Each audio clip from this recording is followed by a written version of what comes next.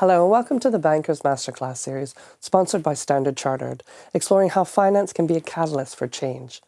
I'm Joy McKnight, editor of The Banker, and with me in the studio is Tori Berntsen, CEO of Europe and the Americas at Standard Chartered, to discuss how banks can help support a just transition to net zero. Thanks so much for joining me, Tori. Thanks, Joy. It's a pleasure to be here. So the threat of climate catastrophe is really galvanizing a lot of funds to help in the transition to a net zero carbon emissions economy. But obviously the funds aren't flowing as well to the emerging markets, and they're finding it much harder to get the financing needed in order to help them in that transition. So in your mind, Tori, what constitutes a just transition when it comes to tackling climate change? So climate change is extremely important for us at Standard Chartered. Clearly, we've set some goals, and that we want to be net zero in terms of our financing by 2050.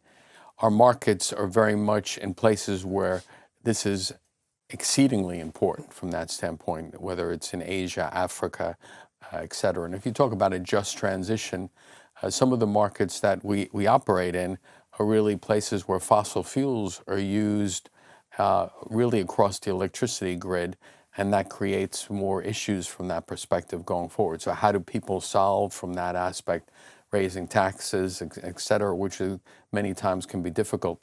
We also work in, and we have presence in countries where climate change has had a big effect in terms of what the stature of that country is. You saw the floods that existed in Pakistan, et cetera. We're also operating in markets where technological change really has to be imported from Western countries, et cetera.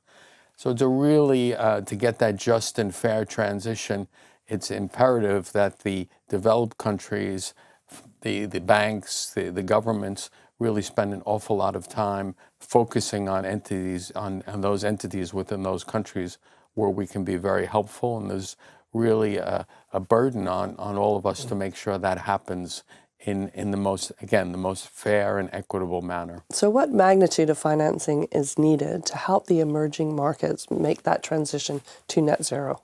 So some of the latest statistics show that there's still $95 trillion that's necessary to get a just and a fair transition from that standpoint.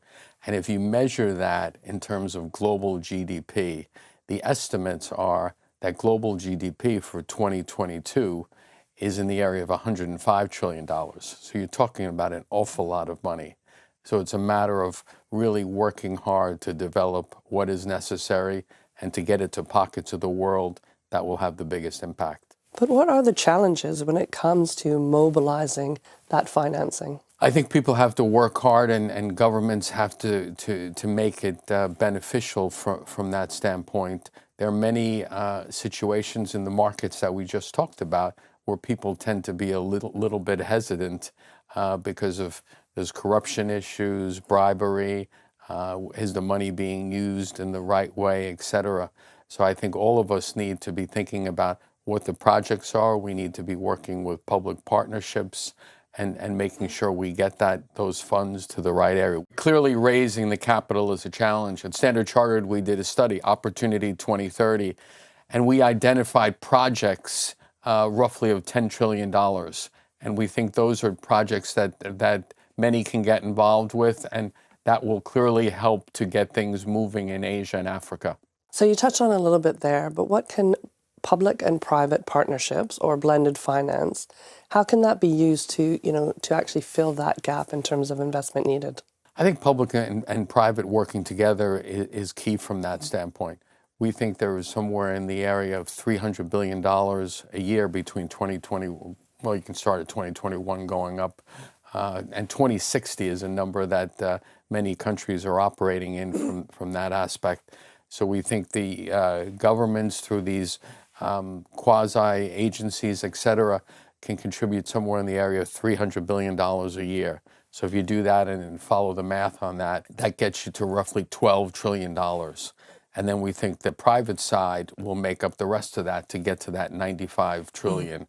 But again, it has to be a partnership. And we feel that if there's a partnership between the public and private, you'll solve many of the questions that we talked about earlier, and they'll get people that'll be more comfortable and more accountable to make sure we get to the right place. So thanks so much for your insights, Tori. Thank you.